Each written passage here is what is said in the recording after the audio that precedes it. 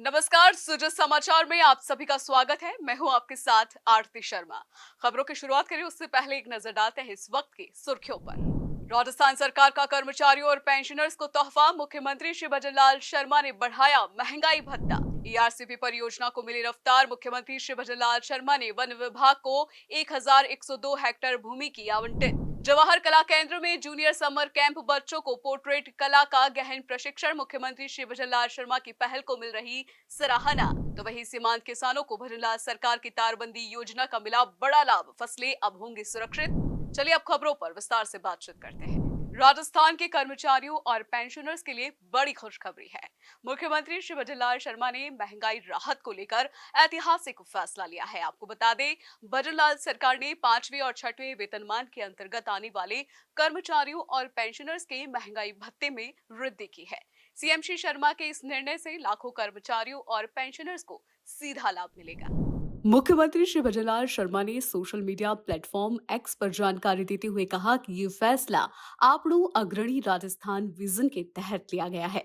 ये निर्णय न केवल उनकी कर्मचारी हितैषी नीति को दर्शाता है, बल्कि सामाजिक न्याय और समानता के प्रति उनकी अटूट प्रतिबद्धता को भी साबित करता है।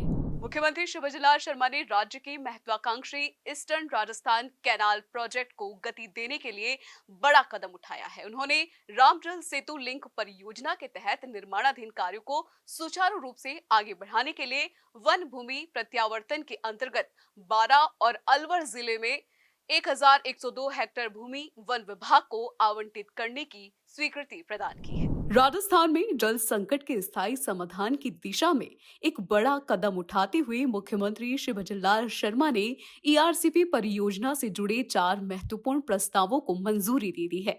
इस निर्णय से ये स्पष्ट होता है कि मुख्यमंत्री जल संकट को लेकर पूरी तरह गंभीर है और राज्य को जल समृद्ध बनाने के लिए दृढ़ संकल्पित है।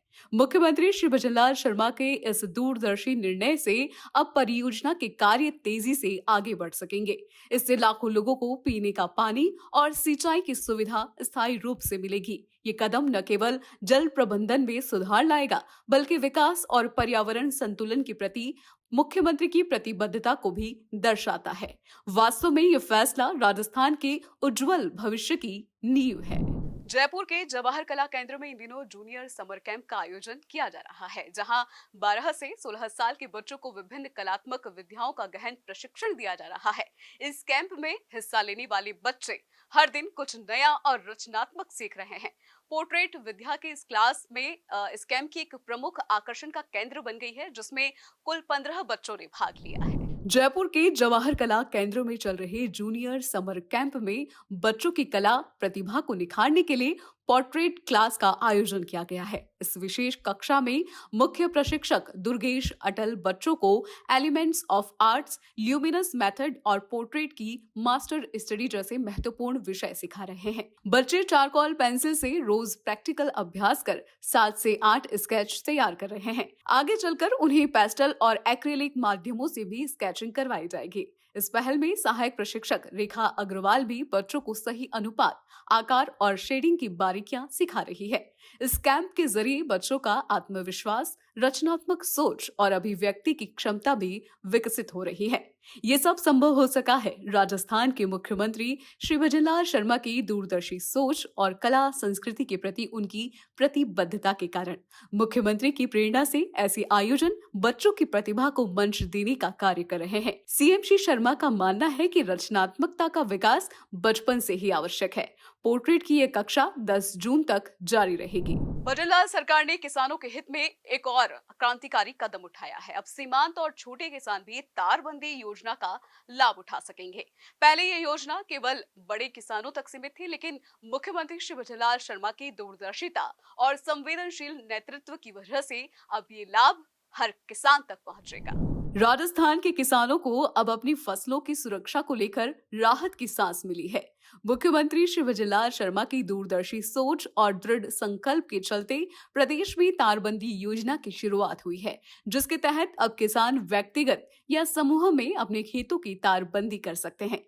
इससे फसलें अब आवारा पशुओं से सुरक्षित रहेंगी। मुख्यमंत्री श्री विजयलाल शर्मा का ये विश्वास कि राजस्थान की खुशहाली खेतों से होकर गुजरती है, अब जमीनी हकीकत बन रही है।